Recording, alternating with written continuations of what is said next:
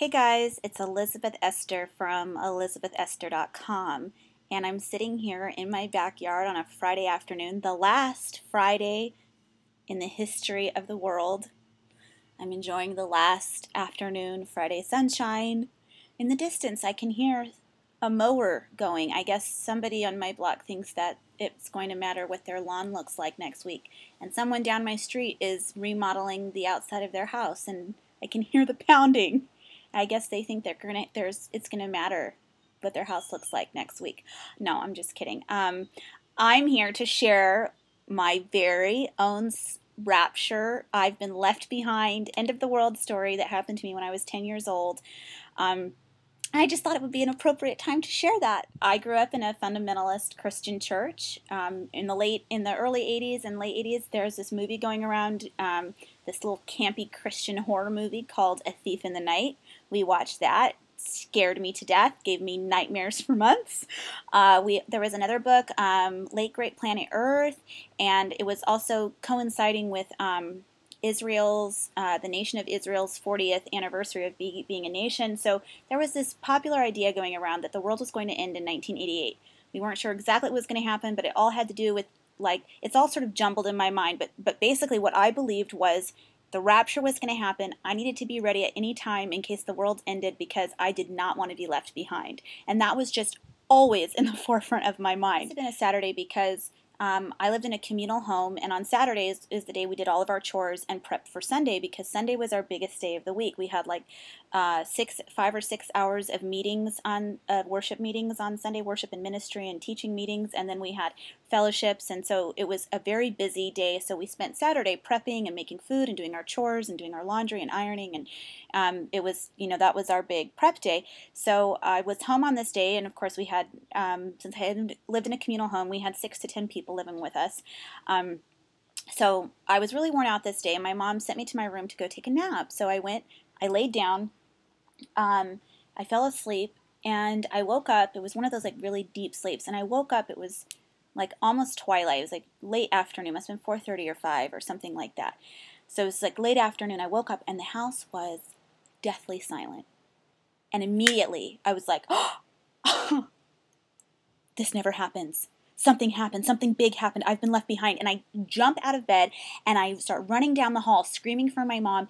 And I still have in my mind these images flashing through my mind of as I was passing the bedrooms of the other people who live with us, looking in their room as I'm running by and seeing an oscillating fan just turning in an empty room, and clothes lying on the bed in sort of a state of disarray, and somebody had been in there and vanished.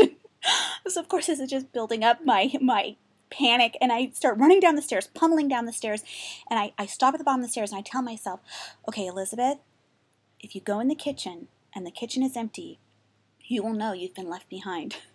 And I go in the kitchen and there's a cutting board with some carrots on it, just in the state of being half sliced, and there's something bubbling, a pot of something bubbling on the stove, and I just remember having just a total meltdown, all systems crashing, all this information flooding my mind, it's true, everything is true, it happened, I've been left behind, Jesus returned, and oh, what have I done? And I just totally start crying, and at the same time I'm having these really weird thoughts you know what though?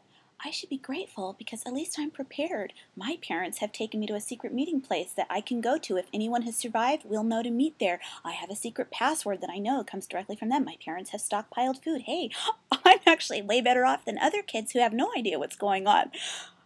Right? Bizarre. So I'm having those thoughts along with melting down. And at that moment, I hear the side door in my mom's office open.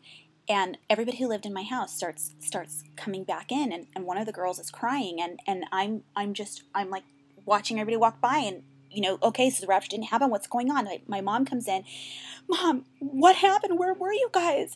She's like, well, a tree fell over by the driveway, and it fell on one of the sisters' cars, and we all ran out to look at it. What's wrong with you? Why are you crying? I'm like, what? A tree fell? The rapture didn't happen? she looks at me and she has this like very puzzled and concerned look on her face, and also like, I knew I shouldn't have let her watch those movies, and I knew we shouldn't have been talking about this as much because she really thinks this is real and it's going to happen. And I remember looking at her face and thinking, oh, she doesn't think it's really real.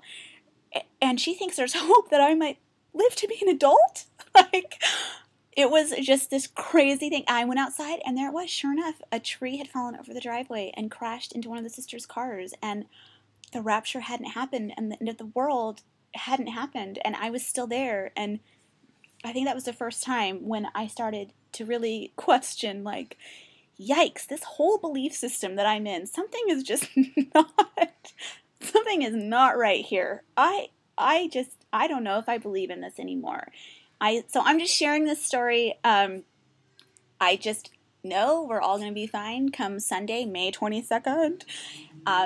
But for people who haven't lived inside that sort of belief system and they don't know the effect that it has on a kid, like, I wanted to share that so you could kind of see what that experience was like from a kid's perspective. Just 2 words: it sucks.